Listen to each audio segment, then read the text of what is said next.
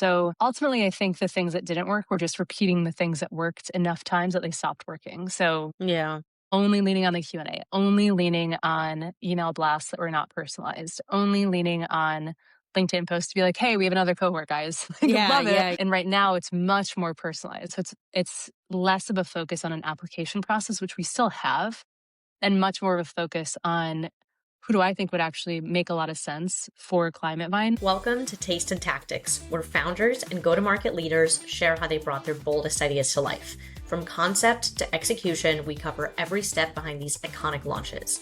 Join me each week for both inspiration and actionable tips. I'm Shriya Nevatia. Let's dive in. Hi, Candice. So excited to have you on Taste and Tactics. We have known each other for quite a few years. We worked together at On Deck, and since then, she has run this amazing business and community called ClimateVine.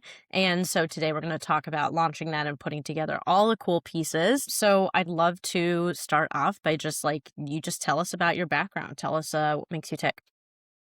Ooh, good question. Also, so good to see you. Before On Deck Climate Tech and before we knew each other, my path was pretty nonlinear. So I started off working in Asia. I got into this program called Princeton in Asia.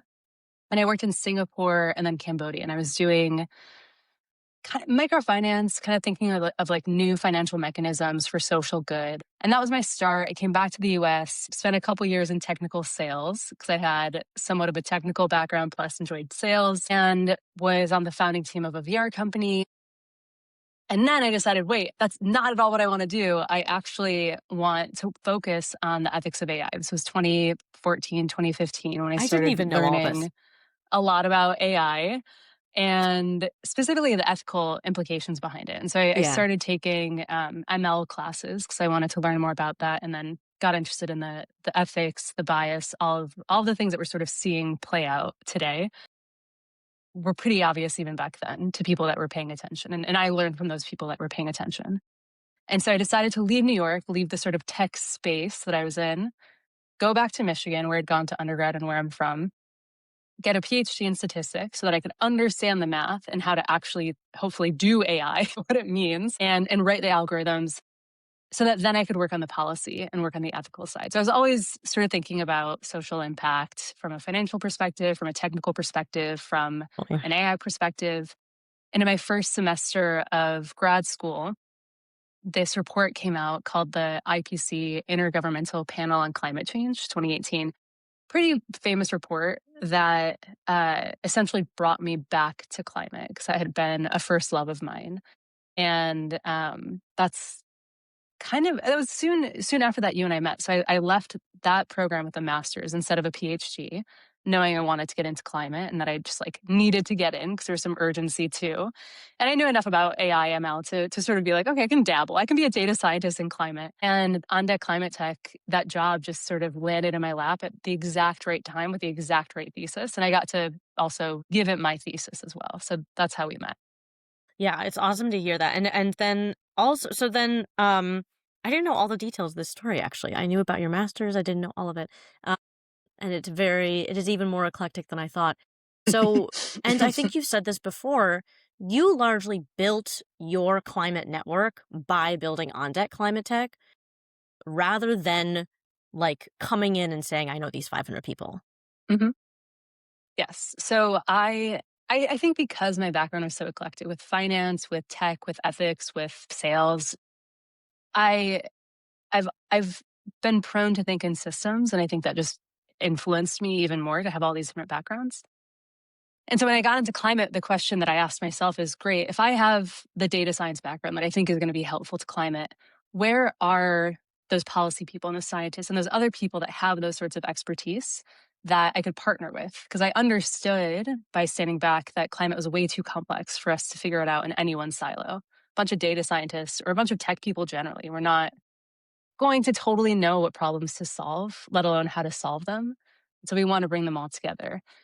And I didn't have that network. I really wanted that network. And then Eric Torenberg, who I knew from college back in the day, and we'd sort of loosely kept in touch, had reached out and he just sent me this voice note that said, I don't know what you're doing right now, but I know you care about climate. have this company called On Deck. We've started with a general founder program. We want to expand to sectors. Climate could be one of the first. What do you think? And I was like, yeah, okay, sounds great. I basically will build the thing that I've been looking for, right? Because I can't find it anywhere else. So I might as well build it.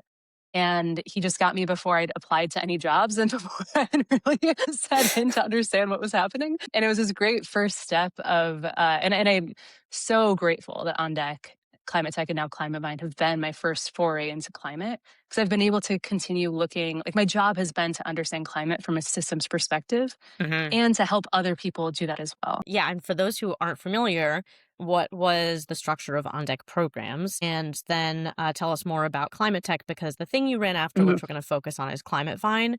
mhm. And they weren't exactly the same, but it's certainly like on deck Climate Tech influenced how you designed Climate Vine. Yeah, they're at Yeah. least siblings or like there's clearly, they're not twins, but there's a family relationship right Yeah, there. yeah. So On Deck Climate Tech came out of the On Deck ethos, which was very focused on helping founders who are looking to meet each other, build companies. And so it was the founders program was focused on like CTO level people and CEO level people meeting each other and building things together. And it was really successful. Started during COVID. It was fully online, great company. I got to come in and build the backbone, the strategy for all of the sector based ones. And so, starting with climate, my whole thesis was, again, we need these different types of people to be meeting each other and building things together. It's not as simple as a CTO, CEO. We also want the policy people, the activists, the scientists, even if they're not going to build a company, I want them to influence the people that are going to be building the company. Hmm. And so the general structure of this was we were running cohort based programs that were very focused on peer learning and peer experience and people meeting each other at a similar stage, at a similar level, who could then partner together. So working backwards, if that's the goal that we wanted, it was super important that we got the right people in the door. And that's consistent with Climate Vine. When we talk about the launch of Climate Vine, that was my number one goal. And I've had this sense throughout that if we don't have the right people in the room, nothing else matters. We can get the Hmm. programming 100% right, does not matter. If we have the right people in the room, you can have decent programming. It's still incredible because it's the right people, right? And so that was always the focus. And so the sort of linear progress or process, I guess, for On Deck Climate Tech was people would apply. We would have about like a 10 to 20% acceptance rate, depending on the cohort. We'd have about 150 to 250 people in the cohort, depending on the cohort. Me and my team would be in the background making sure that we had a diversity of people. And so we didn't have too many, tech people. We didn't have too many policy people. We didn't have too many finance people. And so it was harder to get in if you were a purely finance person because there were so many people applying because that was the On Deck Mm. network, right? And so different people, whereas if you were an activist or a policy person, you probably had a higher chance of getting in. And they were all good. We didn't lower the bar, but we wanted that diversity for sure. So we had the application, we had a set number of people that we would let in. And then we would have cohorts where it was very focused again on peer groups, off the record conversations, a lot of speakers that we would bring in from the outside, but then a lot of member programming. And so masterminds and um, matchmaking and all of those things, but also members who are experts in what they were doing, especially in climate, or maybe in finance, or maybe in starting a company that would then share what they were doing. And the ultimate goal was helping people build relationships that they might not otherwise, that would then accelerate their impact in climate. And so we had just from On Deck Climate Tech over 650 people that started dozens of companies. Like there are companies that still exist today that have raised hundreds of millions of dollars that came out of Climate Vine, where the founders actually met, moved hundreds of millions of dollars, right? Whether that's in the startups, whether that's with new investors that are starting that were able to leverage the network. There was one really, they just raised a second fund at 275 million, and on their initial deck they had they said, here are networks: On Deck, Stanford, whatever, a couple others, but it was such a big network effect that it did help people sort of tangibly do some of those things. A lot of people moved in their transition, they career transition, got into climate. I think in a nutshell was how we ran it and what our general ethos was and what came out of it.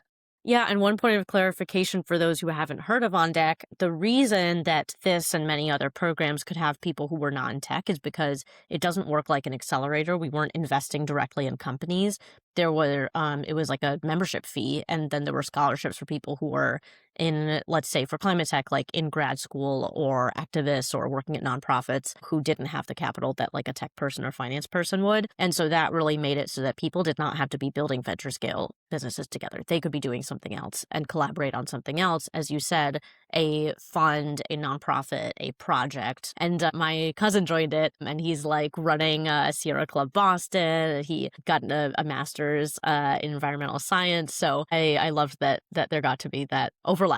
So, okay, let's go into the story behind Climate Vine. So On Deck moved on from a lot of the programs, kind of consolidated back into the Founder Fellowship after a couple of years. And when you were thinking about what to do next, you described before that you had more like pull from the market than you pushing back to all the climate tech, OD climate tech alums saying like, okay, I'm building my own thing. And this is what's the same. This is what's different. What did that look like? What did that mean? I'd been surrounded for a couple of years, and even before that, before doing grad school, by people who knew that they wanted to start a company. They knew that they were going to start a venture-backed company. And my family is Iraqi Catholic. My dad had a small store in Detroit, small business. And I remember thinking the only time that I really thought of starting a company was when I was graduating grad school, thinking about joining some should I apply to BlackRock and do their like climate finance? And I just thought, or Google, and I just thought, I think I would much prefer starting my own small business or running my dad's small business than joining a giant company.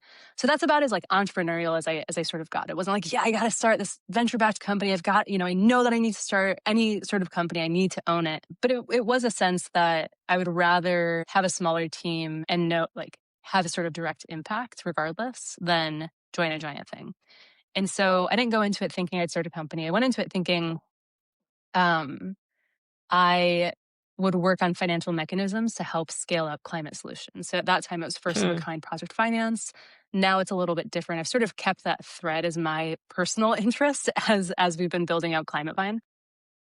But that was where I wanted to go. And so the story with On Deck is it was a membership program, which thanks for that clarification. I think that's very important and a really good thing to mention. They also did start a fund. And so I started investing out of that fund into the climate companies for like a year, 6 months. I don't know what time was. It was COVID. Everything was either longer or shorter. I have no idea. Sometime between 6 months and a year. I We was did a helping the lot really investment team. fast. Like, yeah, sometimes the 6 months felt like a year. It was Oh my God. pretty cool time. Yes. Yes. And so we had the fund, and then they spun down the programs because it was in conflict with the funds. And then I decided to bring back the programs, and they only started back the climate one because it was the most successful sector one. And they asked me to stay on longer because I was ready to leave and work on first of a kind project finance. So we had this cohort, and then On Deck then, flipped and was like, okay, actually, we're going to not do these programs, which was fine. They handled it all really well. But then a bunch of members from On Deck Climate Tech reached out and said, no, this is such a bummer. Please do this. And I think for me, emotionally, the bummer for me was I felt like I had birthed a baby. Yeah. It had a home and it was going to keep living, right? That was the biggest bummer. But then as all these people kept reaching out and just saying, like, it was at least 100 out of the 650 who at some point pinged me and said, you're really good at this and it's so impactful. I really think that you should continue doing this. Like, you should just own this.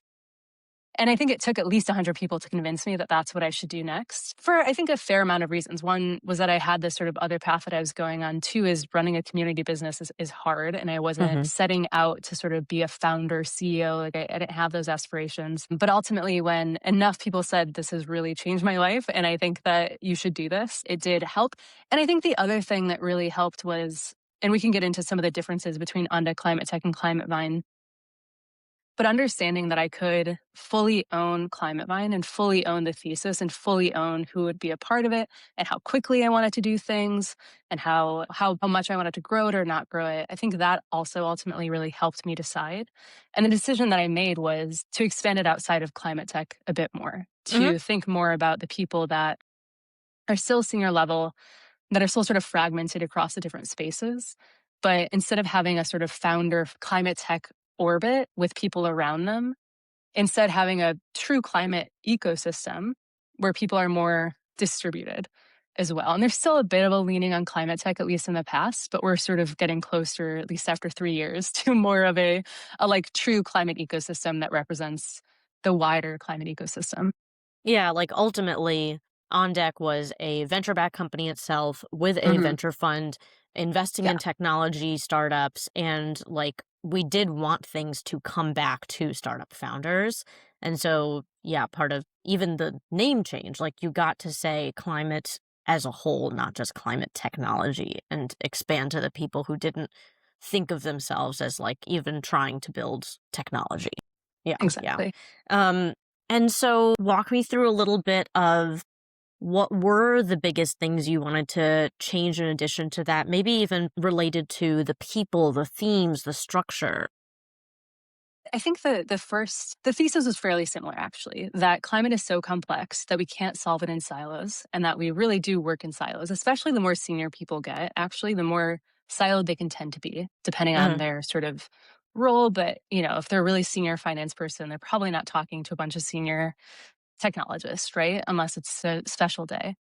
So the question was, what if we designed that sort of de-siloing mechanism and peer learning, peer collaboration, and personal impact accelerator outside of climate tech and across the entire climate ecosystem? So I'd say some of those things were pretty, foundational to Onda climate tech, and that thesis still held. It was still true, and it was still something that made a lot of sense for what we were building. A few of the biggest differences would be instead of optimizing for speed, scale, sort of founder energy. In ClimateVine, from day one, I optimized a bit more for sort of long-term systems thinking, I think is the best way to say it. Just thinking about how could I build something with a real foundation that I don't build too quickly, that I actually um, experiment with and understand what works really well before then starting to scale it. And also, maybe we never scale it, right? Maybe that's not the goal. Whereas I think for OnDeck Climate Tech, it was the goal to both scale the program, but then help people scale the work that they were doing. Whereas with Climate Vine, it's, I think, a little bit more, there's more diversity in the type of person and what they're doing and in what we would call success at the end of the Mm. day. Mhm. I also think the other one, which I've already mentioned, is just the types of people. I think Mhm. in On Deck Climate Tech, it was, way more focused on technical people. I think in this one, it's way more focused on, or at least more equally focused on utility leaders, on regulators, and types of people that we sometimes had in On Deck Climate Tech, but that in Climate Vine is much more, and even more so in the recent cohorts, much more of a focus. And it's a little bit less focused on like the current tech hype and a little bit more focused on, durability in the climate space. Absolutely. So okay, let's talk about like customer acquisition because that's a lot of what we like to talk about on Taste and Tactics. And so in that first cohort, of course, it was quite soon after the Mhm. last on deck climate tech, right? What was it? Within 6 months or within a year?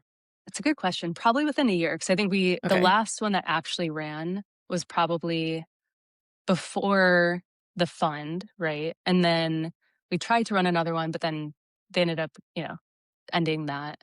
So probably, yeah, it was probably a year. But Yeah. On Deck Climate Tech was still going. So we still had our giant Slack group. Like we still had, it was still there, but we Yes. hadn't run a cohort in probably a year.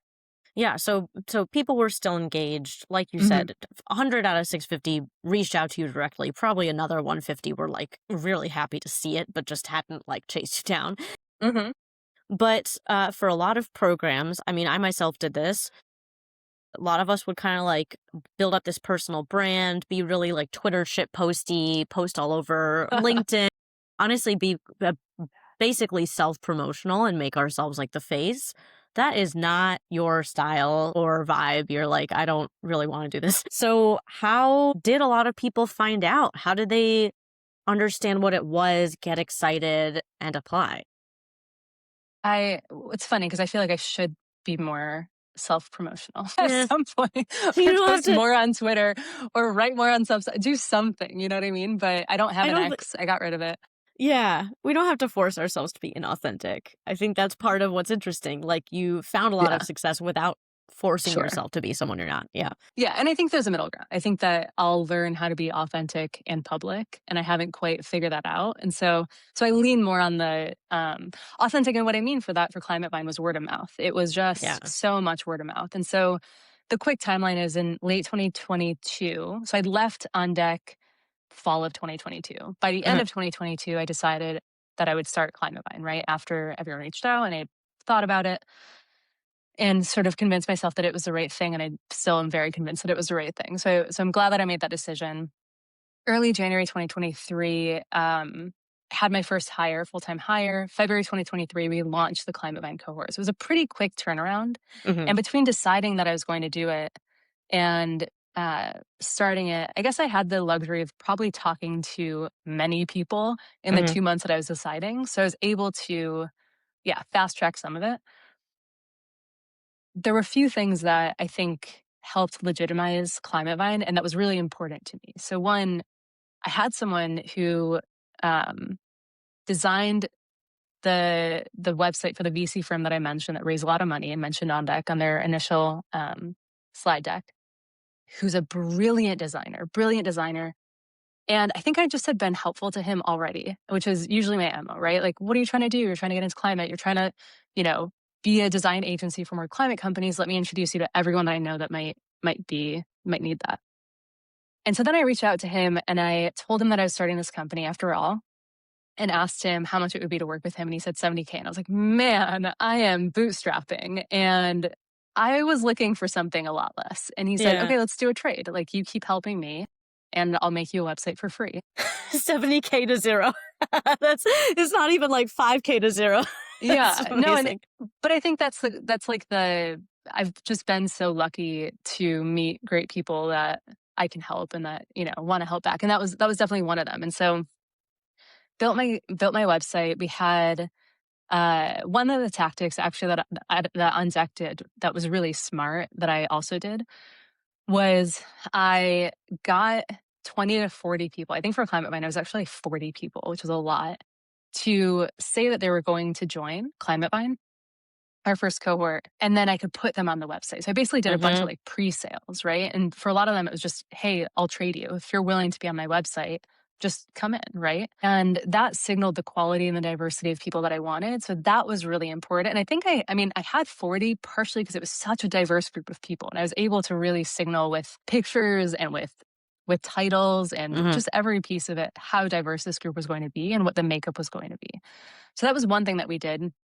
I think we had 10 to 20 really strong speakers. So the people in climate tech and outside of climate tech, right? Again, to signal this is not just a repeat of OnDeck Climate Tech. We're going beyond that. We had those speakers on the website, and I think speakers were psyched to be on the website. I didn't have to do any sort of trade. I just said, hey, you're one of my favorite speakers. Would you come back and can I, promote you basically on this thing? Everyone said yes. We had on the website I think a testimonial. Maybe that's newer, but I do think we had some testimonials from I OnDeck think you Climate did. Tech into this. Yeah. Thanks for remembering. So we had testimonials. So all of those things signaled quality of who was actually going to be in the room in the cohort with you, who's actually going to be a speaker, and then who has experienced this before and what did they get out of it. We also were able to say, here are the things that we did in OnDeck Climate Tech. So we had a lot behind us that not every founder who just launches a company has, Totally. which again, very lucky. The other thing that we had was just the branding is something that even though I didn't spend a lot of money on it, it looked like I had spent a lot of money on it. So I think it gave it some legitimacy. The actual brand logo and those things, Clara Ma introduced me to someone that she had used for her bootstrapped company that's doing really well.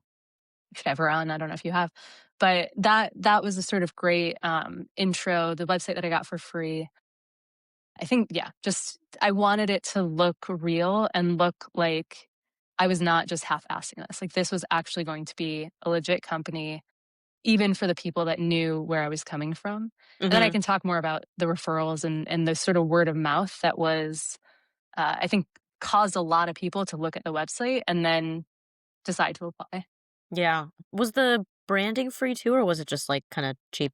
Branding was just affordable. Yeah. I can't remember exactly how much. It was somewhere between probably like 1 to 4,000 or something Yeah. like that. But again, like I wanted a nice logo. I wasn't going to be able to do it myself. ChatGPT was not as good as No, today, we which, didn't have any. you Yeah, know, this was because it was 22 or 23. Yeah, we did not have like really good image generation. People's mid-journey things were still just like rainbow swirlies of dogs, which was like, what is this? mhm, mhm. I don't know Cool what research Midjourney is projects, even. not come on, you were in this like AI No, research. that's But true. I I did definitely skew away from AI into climate, but now it's all coming together. There's like such a amazing. big intersection of AI and climate. Yeah, Anyway, you can't run away from the AI now. But I I know remember it's at the everywhere. time, the two of us and our other coworker friend Anthony Nardini, who went on to build Next Careers, which was also influenced by his on deck program, OD50 for like job seekers who are really skilled and mid to senior level. We were both, me and him, were so jealous that you got this like free gorgeous website, and we were like, ours are like pretty normal looking. Like we're not like front end engineers. Like, damn it. Because it's really beautiful. We'll obviously Mm, link it in the show notes, but it is very beautiful. But I agree, on deck giving that influence for these idea of like founding fellows, it's just like clutch. It's just amazing because for these businesses where ultimately the primary thing you're selling is like an amazing, impressive network that would be very hard to put together and access on your own, the best thing you can do is be like, look at these cool people who are already going to be in it. Look at these people you'll be able to be friends with, rub shoulders with, and build projects with. Yeah, so I totally agree about that. But yeah, let's talk about that next part, the referrals. You have a really cool referral engine. You've experimented with a lot of things. hmm So yeah, tell me more about that. Yeah, and just to respond to what you said, shout out Albert Dong for doing the website. He was awesome, and he's really really talented. And then on the founding fellows, I agree the value is really in the network, and there is something to the two sort of taglines that I think have resonated the most with people in climate buying. When I ask them, "What is this?" Because I've often wondered, "What is this? How do you explain this to other people?" Because it's hard to identify. I remember the three of us had that conversation many times too. Yeah. And the things that resonated most were this is a personal impact accelerator. So this Mm, is an impact accelerator for me, Candice Ammori, who wants to make a bigger impact through collaboration with other people. So personal impact accelerator. And then there's also this idea of reducing friction in that acceleration. And so I think showing the founding members who were at the level of the people that I wanted to want to come in, but they were so diverse and coming from such different backgrounds that it would take so much time for one person to then network their way into that diverse of a network and figure out who they should talk to. So I feel like a lot of my job was making their networking more seamless and sort of taking hmm away that friction. So going to the referral system, it, I remember the launch day is so invigorating because we had this cool website. We had all the testimonials. We had, a lineup of people that said that they were going to post about it. The 40 founding members, the 20 speakers, the people that had testimonials that they were different. And then I also had, I'm almost positive that I emailed everyone from On Deck Climate Tech just to say, hmm hey, FYI, we started this, right? No pressure to join. If you want to, you're totally welcome. And if you got anything out of On Deck Climate Tech, or if you're excited about this, feel free to like this post, comment on this post, share this post, or refer someone, right? Send them this info. And one thing I did not well was measure any of it. So that's certainly something that I would tell other people to definitely have better measurement ability for all of that. But what I did do well was I think there was enough that I'd given over the years through Onto Climate Tech and just the amount of work and time and effort that I sincerely put into that did pay off in people wanting to support what I was doing. And I think a company launch is also usually so exciting, right? And people hmm want to support you if they like you at all. And so I sort of had the double benefit of a company launch plus something that I think people got something out of and wanted their friends to know about. And the thing that surprised me the most is that there were so many people that I did not know who came through. Like we had hmm can't remember. It was like 2,500 applicants or something. I don't even remember the Oh my number, but it was God. a lot of applicants who came through. And then so a large number, and I didn't know the vast majority of them, which makes sense with that number. And they actually were as diverse as I wanted them to be because I think those founding members and the website and everything sort of signaled that was where we were going. And so it Yes. sort of created this ripple effect that I'm I was hoping for, and I'm so glad that it ended up working out. And then I think also, do you have in the later cohorts, maybe I'm mixing this up, but did you have members lead interviews? Did you have members like do specific referrals or forward an email or anything like that? Yes, so I'm almost positive that in the first one I said, "Refer your friends," send Yeah, this yeah, email to just someone like that you know. Yeah. share it. I did not track a thing, right? Like had very little sense unless they put in their application of where they came from. I did do all the interviews in the beginning. And so that is, we'll sort of loop back into that because I think that affects where I want to go in the future because it's always such a sprint to figure Mhm. out who should come in. I'm really quick at understanding from someone's background if I think they'd be a fit. And so I'm pretty quick at understanding if they should get an interview for me, right? And I have a bias. People in Climate Vine like come through me. There is a certain lens to it that I think is important to just lean into and say, this is like Climate Vine. It's not the Candice Ammori show. And here's who gets in. And I try to be as clear about that. And I've got that intuition going.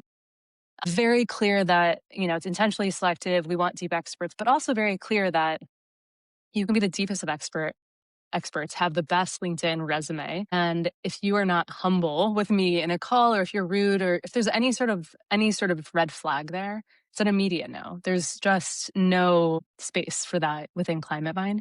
So that made it really important to interview every single person, especially for cohort one. And so I did 15-minute interviews back to back. I probably had to do like 300 It's crazy. interviews Yeah, yeah. within probably a month or two. Quite a time. And then later, I had some members do interviews, and that went well. It was just logistically a little bit harder and harder to sort of quality control. And so that is something that I think makes it hard for this sort of business to scale without losing some of the things that make it special. I'm curious. I'd love to hear like what marketing tactics you tried that didn't work out, especially because you had multiple cohorts. You had the opportunity to change what you were trying each time. Yeah. Do you remember stuff where you were like, this was a flop. This was a flop. Nobody cared. Yes. One thing that we ended up trying to do that I think worked well that I'll say we didn't do the first time, and this came from Anthony Nardini, our friend who is brilliant and great, and we learned a lot from each other for sure. And he taught me a lot as well. And so the thing that he did was he would give value before the cohort and basically give people a taste of it, right? And Mm-hmm. so he would do these really cool events that were helpful. And I started doing some events beforehand that I think did help. And so what stopped working was just doing a pure Q&A. And I still had to do the pure Yeah. Q&A, Yeah. but Yeah. it's hard to model what actually happens within Climate Vine. And then once we had enough cohorts, being able to have past Climate Vine members with new prospective members and doing some sort of really cool model of an event that can't showcase everything that we do, but can at least show some of what we do or the ethos or the vibe, generally, I think was really helpful. So ultimately, I think the things that didn't work were just repeating the things that worked enough times that they stopped working. So Yeah. only leaning on the Q&A, only leaning on email blasts that were not personalized, only leaning on LinkedIn posts to be like, hey, we have another cohort, guys. Like, Yeah. love it. Yeah. Yeah. The thing that makes me think of is in, let's say, like B2B SaaS marketing, something like a Q&A for one of these programs, and I remember this for the on deck programs too. Mhm, People are already sold. Like they're not going to go to a mhm, Q&A because like it's not very exciting or intriguing necessarily. You're not like giving value, you're just giving information. And so mhm, people go if they're already like 90% want to apply. Versus if you do this like educational, networky, inspirational workshop, mhm. then people who are on the fence will be like, I've heard of this, or even I haven't heard of this, but I want to learn about this topic. So that part definitely makes sense. And yeah, I also get how the blasts get old. Yes, Experienced that myself. It's hard because also when you keep saying it to people, even if these are spread apart and there's 3 a year, sometimes people will just see it over and over and be like, whatever, these are happening all the time. for Yeah. sure. There's And not a kind of sense tune of out. urgency or a sense that they're different. And I think that's the thing that I've understood is that, yeah, giving that value first, like not just explaining what it is, but giving people a sense of what it is so that it clicks for them a little bit more. And then after the first year, just being a lot more personalized, Hmm. wanting to really optimize for resonance over reach. And I think there was a time in the middle, and even more recently, where I've tried to do reach because that's supposed to be what happens. And I have to go back to that resonance. I have to go back to doing the personalized approach. I have to go back to doing some calls with people and saying, hey, our new initiative is fully focused on grid resilience. Who are the smartest people that you know in grid resilience that I don't know that I should talk to? And then I talk to those people and get a line of people that we should be talking to. Hmm. How do you do that personalization at scale without like being like, "Oh, I'm gonna make a spreadsheet of 300 LinkedIns and a personalized sentence for each one," and then, like, this is it's very hard. I don't think that I am the right person to ask about scale. Like, I think that part of what makes Climate Vine and this sort of business period work well is putting in the human hours that are required of it. And so even some of the companies that have been able to scale in our community have just much larger teams because they need that human touch. And I think that goes a long way. So literally how I was doing it was I would talk to one person, get a list of people I should talk to, reach out to those, like send a forwardable email to the person I just talked to so that they could forward it on, get an intro, have the next conversation, try to add someone on LinkedIn and have a little blurb to say, this person told me that I should talk to you. Like Yeah, it yeah. was incredibly, there was no AI, there was no like going to go out there wide. And even within that, some people didn't respond because it, maybe felt like, I don't know this person. And the more that I could dig into why the person that I talked to thought that they would be a good fit or who we are and how I could sort of prove value early on or give value and just say, hey, just come to this event that we're doing to get a sense of what this is. Don't even do a call with me, right? Or read this thing. I think that went a long way. But I just don't think there are any shortcuts in that sort of thing and in this sort of business. Yeah, yeah. Yeah, I'd love to talk about this utilities-focused cohort. You decided you were thinking of, like, tracks and then thinking about individual themes. I think another wasn't there a water, We focused haven't done cohort? that one yet, but Oh, we're okay, thinking of that that one. was when you were thinking Yeah. about it. Um, yeah, how did that change the, sourcing, recruiting, structure, and then how did it change the program itself? So it got to a certain place where I think two things were happening in tandem. One, climate as a space it's matured, right? Climate tech Mhm. as a space has matured. Climate as a space, as like a business sort of category, has definitely matured and been matured for a while, right? And at the same time, I knew a lot more about climate than I did 5 years ago. And I knew where I wanted to specialize as well. And so there was both this sense from members and just a sense that I could intuit that having a more specific thesis within climate would get more interesting people who are more, have a deeper expertise in that space and would get more out of it because they would be looking at a smaller sort of subset of climate things.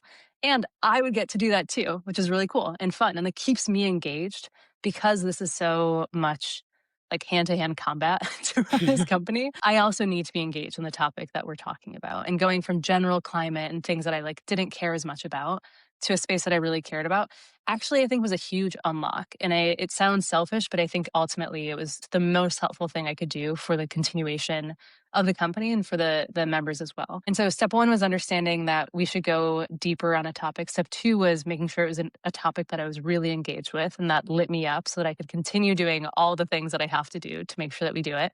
Number three was this is where the hand-to-hand combat that I just explained really was the only way that I found people for the most part. And so I did tell old on deck climate tech people, climate bind people here and there, hey, we're doing this thing. You might be interested.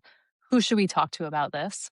But then I did one-on-one calls with different people and I met some great people. My call right after this is with like a legend in the distributed resilience space who was a speaker for Climate Binding who wants to keep in touch and see how Climate Binding can be helpful to distributed resilience and just how we can give value. And so I think that if I had done a spray and play approach, pray and spray, pray and spray, spray and pray. Spray and pray. I think Yeah, it's spray yeah, and yeah. pray. I Spray and always pray. like my parents were foreign, so I don't know a lot of the Americanisms, but doing a spray and pray approach was not going to work and we were not going to get the right people. And this was in some ways a pivot for Climate Mind. And so it required doing like kind of redoing that step one that I did of having founding fellows and Mhm. talking to them one-on-one and getting the people that they would want to join in Climate Vine instead of making it a wider thing.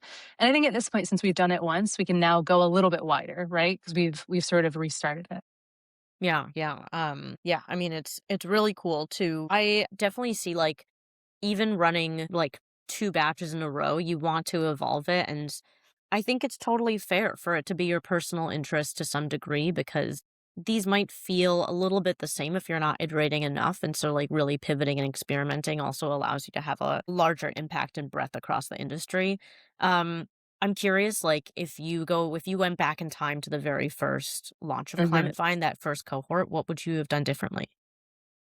I well, going back to the doing something that interests you, I think the reason why On Deck Climate Tech was so successful is because I built it for me. I was a member in that, and I was the most engaged member you possibly could have had. I was on calls sometimes from 9 a.m. to 9 p.m. with members. Like, I was just going from speaker engagement to one-on-ones to member groups. We had 1 or 2 events a day. Like, it was the most energizing, coolest thing that I Yeah. could have done at that point. And when I realized that after a couple of years of doing Climate Vine and losing some of that passion of, I know these things already, or what else can we learn, or how do we make this better for the current time that we're in? Because things have changed so quickly. I recognize that if I build something for myself again, then that's the best thing I can do for me and for others at the same time. So I think that was a very helpful learning that I'm still sort of unpacking.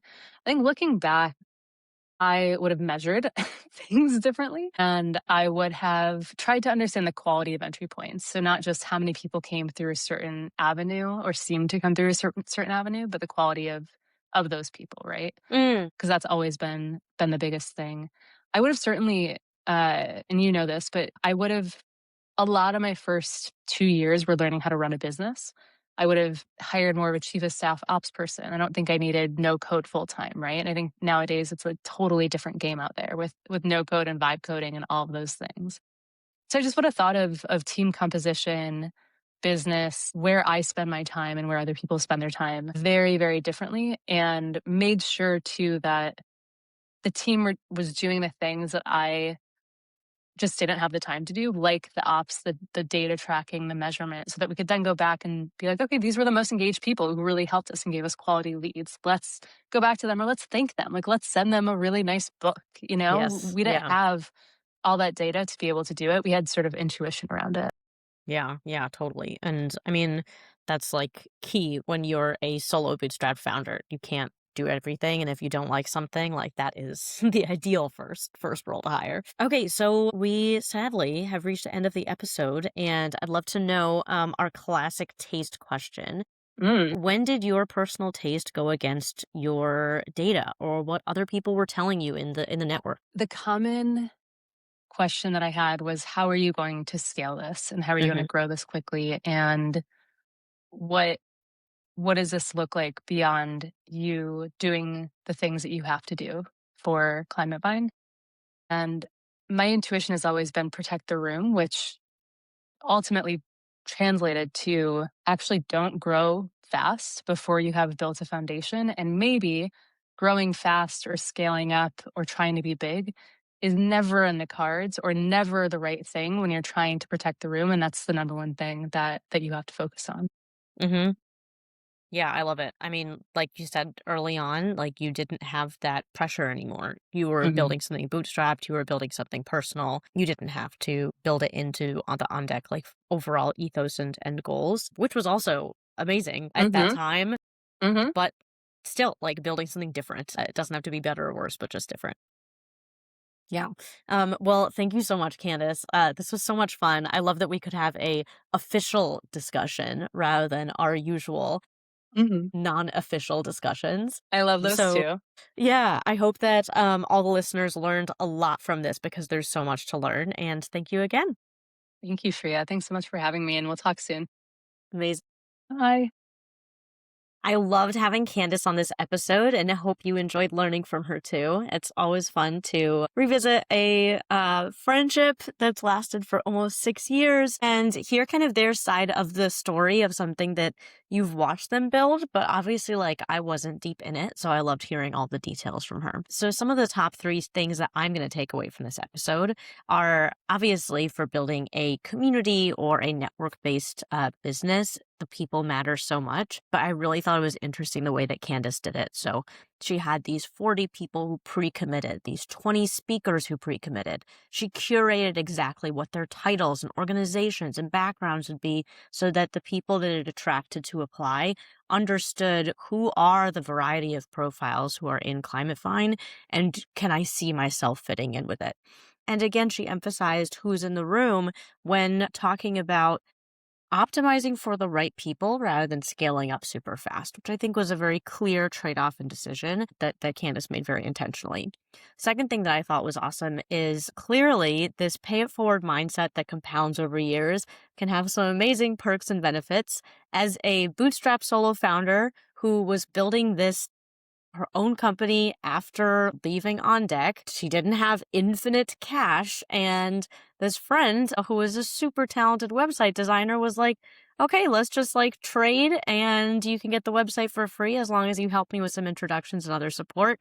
And frankly, she was already doing that. That's a core part of being the leader of Climate Vine. So thought that was a fantastic anecdote. And like I said, friend Anthony and I were very jealous at the time. So that's a really good thing to remember, that like it can really help you when you need it if you've nurtured those relationships authentically for years and years, not trying to get this, but things like that can of course happen. And then the last that I thought was really cool is how Candice evolved the focus of Climate Vine, but kind of followed her own curiosity and didn't feel pressure to make it the same thing over and over and over. Like, not just this is exactly what you've done, but a little better each time, but actually like, hey, we're going to do this different angle based on what my interests are, based on what I'm curious about, based on where the climate industry is headed, based on things that I've heard from members or what seems intriguing or new. And I think that's perfectly valid, especially when you're building a community or media business where your personal curiosity is really important. You as a persona might be seen more as the leader and the core of the company versus like a software business. And so I love keeping that in mind, both a balance of like, what have you done? What have you created? What's the foundation that you've laid? But at the same time, also thinking of where could this go? What would be other interesting paths, and what am I curious about? So really enjoyed this episode and hope you did too. Thanks for listening. Taste and Tactics is available on every major podcast platform and at Taste and Tactics on LinkedIn, X, TikTok, and Instagram. Thank you to our producer Simran Honda. See you next week.